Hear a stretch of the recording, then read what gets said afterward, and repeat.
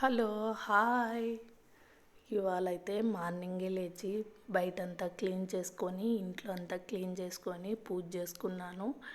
అయితే ఈ లలితా సహస్రనామ పారాయణ 3 డేస్ చేసి, నాలుగవ రోజైతే సంపూర్ణ నివేదన చేసి అమ్మవారికి టెంకాయ కొట్టుకున్నాను. ఫస్ట్ రోజైతే ఇలా టెంకాయ కొట్టుకొని బెల్లమన్నము, తాంబూలము నివేదన చేసుకొని టెంకాయ కొట్టి హారతిచ్చి మొదలు పెట్టుకున్నాను శుక్రవారం రోజు.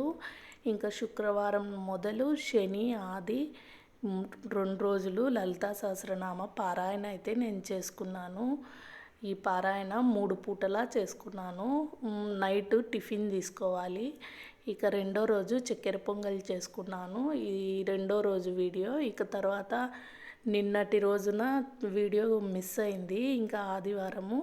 ఇక ఈరోజైతే సోమవారము. పిల్లలకైతే ఓట్స్ పాలు ఇచ్చి పంపించాను స్కూల్కి. యాపిల్స్ ఉంటే అవి స్నాక్స్గా పెట్టేశాను. వాళ్ళ స్కూల్లో అలౌ చేయరు జంక్ ఫుడ్. ఇంకా నేనైతే రవ్వ కేసరి చేసుకుంటున్నాను నివేదనకు.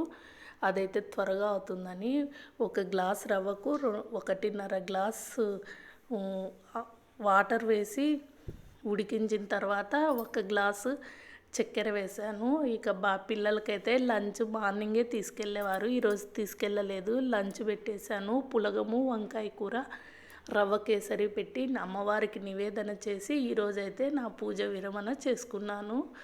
ఇక పిల్లలకైతే క్యారీ పెట్టేశాను. వీడియో నచ్చితే లైక్ చేయండి.